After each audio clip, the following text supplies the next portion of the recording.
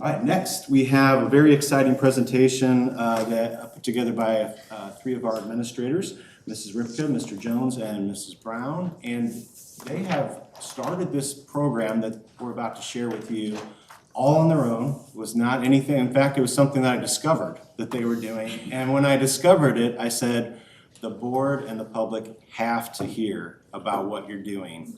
So it melds two things together in our initiatives. Our athletic participation and student wellness. It's kind of a melding of those two things together, and they've had great participation. I'm not going to steal any of their thunder, so I'm just going to turn it over to them and let them tell you about what they've been working on. All right, so while Deidre is passing those out, I just want to say thanks for having us tonight. We are going to give a very high-level overview of what we've been working on with our coaches. I'm going to start and then I'm going to pass it on, but if you have any questions, we'll all be happy to answer at the end.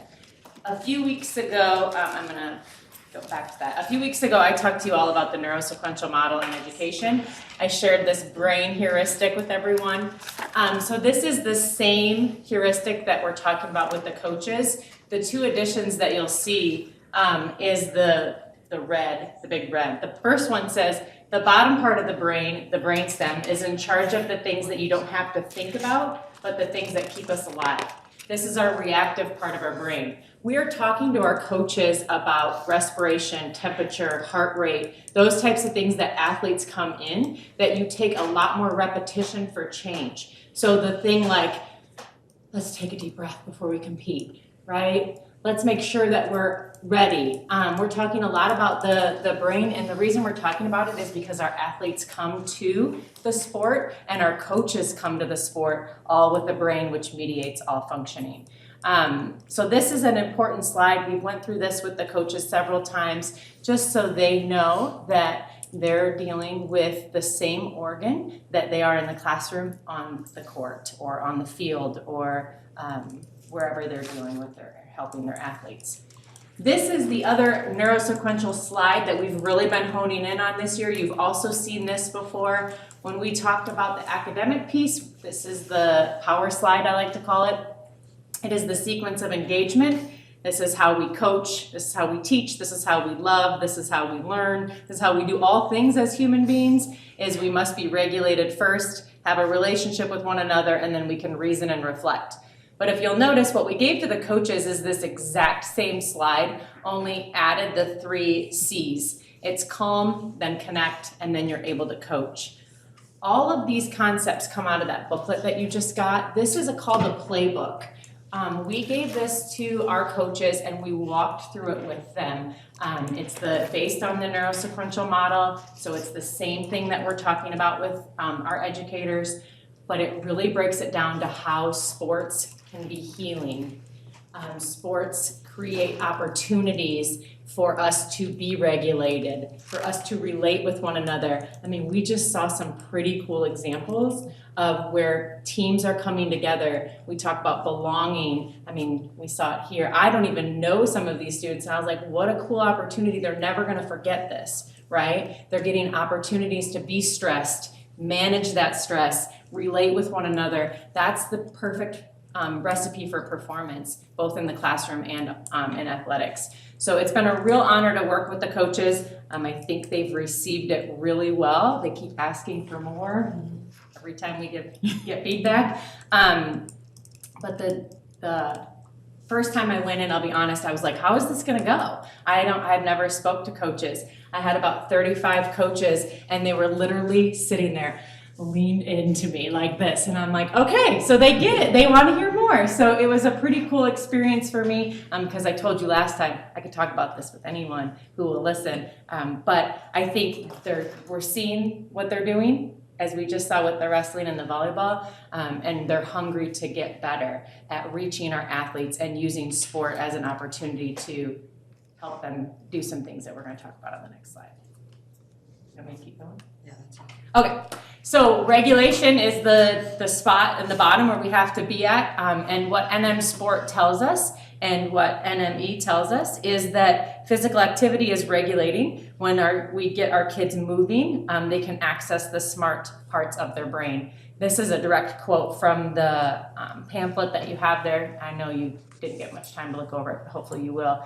But the reason why this is so important is because we're in a season where a lot of kids, students are on devices, right? And that maybe isn't always regulating. And so the movement opportunity really gets them to have open access to their cortex. So if we have a student athlete who is in a sport and then they go home and they're doing homework after, or even if they're just playing outside, that movement is really good for them. And so I think this was something that the coaches were like, good. So when we're moving, when we're talking to them and we're doing stuff, they're able to have access to their cortex. So we say, keep them moving. The other part I want to talk about that I think is the really powerful thing of sport is this manageable stress. I think I've showed you this last time, but stress can either be unpredictable, extreme, and prolonged, which is then sensitizing and dysregulating, or it can be predictable, moderate, and controllable, which is then resilience building. In sport, we have a lot of opportunities to provide patterns of stress that are predictable, moderate, and controllable. And the resilience building is what we all strive for. That's why I think sport is such a beautiful thing. So when we were talking to the coaches, a lot about how can they make practices predictable? How can they make tryouts predictable? How can they make communication with their athletes predictable? All of those maybe are stressors, but stress isn't bad. We cannot veer away from stress or we will be sensitized because we won't be able to handle it. So I think that's where the power of sport is. This is another power slide, and it's been really neat to talk to the coaches about what that looks like in their sport. That's me. See, okay. We talked a lot about relationships too. This, we say our teachers are poised to be that one person outside the family unit that can be a positive role model for our students. So are our coaches. They spend a lot of time with our kids. So we talked about relationships, but one of my favorite quotes from that pamphlet is, you don't have to be a therapist to be therapeutic. And that goes along with some of the things that Stephanie said about being predictable, moderate, and controlled in terms of stress. But it also has to do with some of the tactile communication that they have. There's this concept called energy generating behaviors. And it's something that a lot of our coaches do, but they don't name it like that. They don't name that tactile communication. They just know it feels good. They feel connected to their kids. But there's a little body of research by some well-known guys named like Shaka Smart, Danny Manning, Gino Ariema, that talk about how energy generating behaviors drive the outcome of games. I always thought defense wins games, rebounding wins championships, right, Tim? And but really, these coaches are buying into these energy generating behaviors. And so when we talk to our coaches, we talked about, what do you do? Do you know why you do it? And, all of them could provide examples of why they did it. It just feels good. We feel connected to our athletes. But really, all of these are generating energy, and it's contagious to our athletes. It's contagious to our coaches. You see when your bench players get up off the bench and they're going crazy over a three-pointer and they're fist bumping and high-fiving, like that's the energy that we need. And so that was a really cool piece that we took from NM Sport, is that these things are going on. This is how we're creating stronger relationships too with our athletes. The feedback from our coaches, like Stephanie said, has been amazing. From session one, they're like, give us more. This pamphlet that came out as a partnership between NM Sport and Nike and the Center for Healing and Justice Through Sports, we didn't know it was coming out when it did. It was perfect timing for us. So we got them printed up, we brought them to our coaches, and they're like, this just reinforces everything that we're doing is on the right path. I think something too that's really important is our coaches themselves need to be regulated in order to regulate their student athletes. So we talk to them about, how if you've had a bad day in the classroom or, just a bad day at home, how to show up and be present for our kids and be regulated. Especially if maybe you got to chew on somebody, you got to give them some hard feedback. You've got to make sure that both of you are in a regulated state so that it is received and it is taught and it is received as well too. Another thing too we talk about is you can't just give kids grace during the hard times and forget about everything else. They don't need just grace and nothing else. They need the grace and the accountability. And so it was kind of giving our coaches permission, like when a kid comes to you and says they're having a hard time, hey, we're gonna put the work in practice right now. We're gonna talk about this after practice, but I need you to just take it out on the court right now. And it helped them to know that they are doing the right thing. Something that we heard this morning, Amanda and I heard it, and I really appreciate it, is, we talked about like, we gotta get this out to everybody. Everybody needs to know this. We're the only people doing this. And one of our coaches said, no. This is a competitive advantage for Morton right now. I don't want anybody else to know about this. So I thought it was really cool that they were like, hey, hold on, this is ours. We're not sharing with anybody. So, you want to talk about last week? Yeah. Absolutely. So again, thanks for having us here tonight. The designing practice plans, incorporating relationships movement, our coaches have been on fire with this. From the first time that they had this meeting, and again, as Stephanie and Deidre talked about, they're thirsting for more. They want more. They want to know how they can keep incorporating this. How does this translate this to the younger levels, and how can they help with our younger levels and our youth? Sports organizations as well. Creating program assessment tools that align with NM Sport. We've already been discussing how we want to go ahead and change over our surveys with our kids. And really, a lot of it's going to be to gauge what they need. What are they thinking? What are they feeling? And we want to make sure we can help them with that and be a better tool to help them move forward with that. And then, of course, finding intentional time for sharing these things out. I love that our coaches said, hey, we want to keep this as that advantage. But one of the things I want to do is, I brought this up at Mid-Illini about a month ago, and they were just looking at me like I was speaking a different language. This was a whole different ballgame, and nobody knows about really in our area, and nobody's talked about. And in our May meeting for Mid-Illini, I'm going to go ahead and do a little bit more presenting with this and talk to our coaches. But I want to thank you for your support with this. One of the things I just kind of want to give the background, because I'm only speaking because I really want to thank Deidre and Stephanie. I was lucky to be a moderator for an admin academy back in October, and it was about SEL and athletics. And I really went into this going, I don't really know much about this, but I'm going to learn. I want to figure this out. And I'm moderating a room with about 6 other athletic directors, and they are talking about how can we better help our kids? How can we help our coaches help our kids? How can we do this? How can we work on the mental part of the game? And all these, and it completely strayed way off topic, but I think it was probably the best thing that could have happened in that situation where all of us were kind of having no direction. I got out of there, I went right to Dee into her office, and I'm like, I just had a really cool life-changing thing with this, and I don't know where to go with this and what to do. And Dee's like, let's call Stephanie. and I'm not kidding you, it was literally like, the excitement in her voice, and then Stephanie when we met, and it just took off. And it, like I said, it has been such a game changer for all of us, and me included. It's just a really exciting thing, but I thank you for your support with that. But really watching our coaches implement it and watching them talk about it in the breakout sessions, to me has been one of the most rewarding things, and almost emotional, because I'm sitting there going, they are just so engulfed in this and finding ways to help our kids be better, not just on the field or on the court, but just be better in life. And it's really a neat concept. So I want to thank them, but thank you as well for allowing us to be here tonight. So any questions that we can answer for you? There is a downfall of the packet. It doesn't have page numbers on it, which is actually really annoying. But towards the end, it tells you a comparison of a brain-based coaching versus a non-brain-based coaching. So there's like reflective tools where coaches can actually look and be like, am I doing this in my program? Am I doing this in my program? There's also practice guides, which are really phenomenal. And our coaches have really taken to like, I want to reflect on what I should be doing and what I'm doing now. I don't know why there's not page numbers. That's annoying. But the information's there, and I hope you have a chance to check that out. Anybody have any questions for us? When did you start implementing this as far as? January. Yeah, so Scott didn't have a chance. As soon as he was like, what do you think? I'm like, oh, I got an idea, let's go. But we started in January. We've done 3 sessions with the coaches, an hour apiece. We have one more in May. Yeah. No question, but a comment. What I've heard tonight thus far from the junior high and now you is you're really targeted on our goal.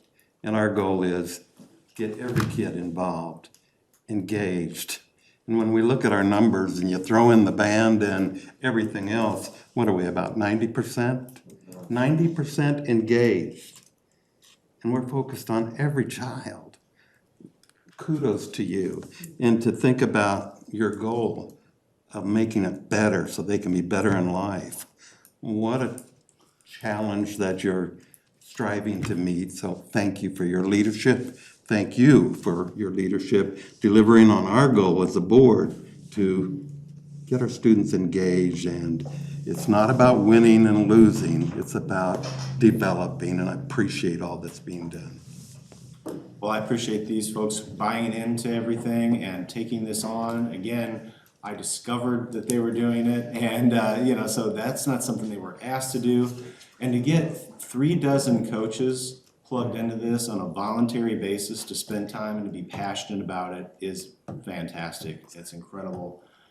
Hope you keep it going, and just thank you so much for presenting on this tonight. It's neat to see how it does align with the board goals as we're trying to create better people and helping them deal with stress appropriately and helping them grow and their athletics help their education and all blend together. So it's neat to see. And Dr. Smock, you said it about 110 times, I think, in your first small doses of stress to help these kids deal with, because that's part of life. And so it's neat to see it being implemented. So thank you. Do you have any roadblocks or needs that are to fully implement like the plan going forward this, or do you have the resources that you need? Time is the only thing, Okay. we had to like pick and choose, we'll feed you lunch if you'll give up your lunch hour to spend with us, it's just finding the time when we can get them all together. Because during the season, off season, they're teachers first, they got stuff going on before school, after school. We found it, but. Are all the coaches attending, or is it kind of like a voluntary or?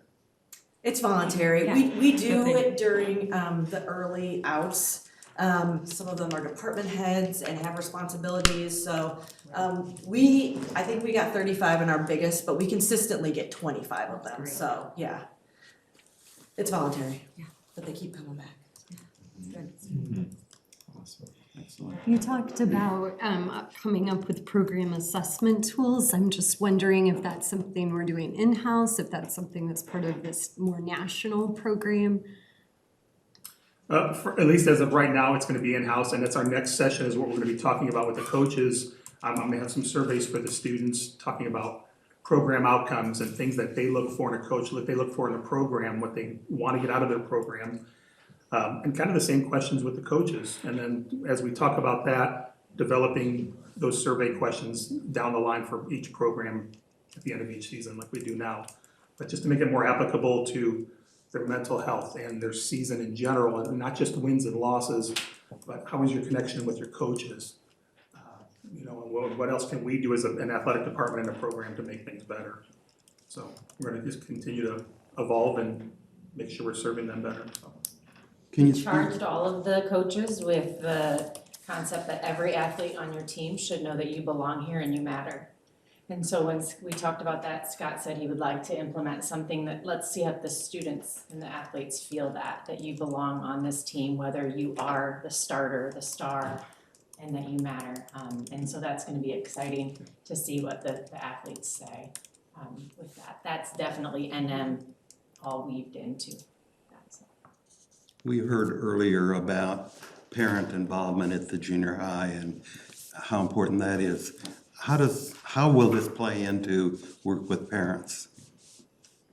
This story, your message, and so I hope parents see some positive outcomes, especially on how kids are handling stress. I mean, I think a lot of that, we have the fight, flight, or flock, when we talk about being able to handle stress and using sports as a tool to teach kids how to do that, I hope they see that outcome a little bit better as well too from our student athletes. thank you. Great job. Motivation is a huge thing, and I think you guys behind the scenes don't get enough credit, so I'm gonna say great job publicly. I agree. Thank you so much for. Thank you. Great work.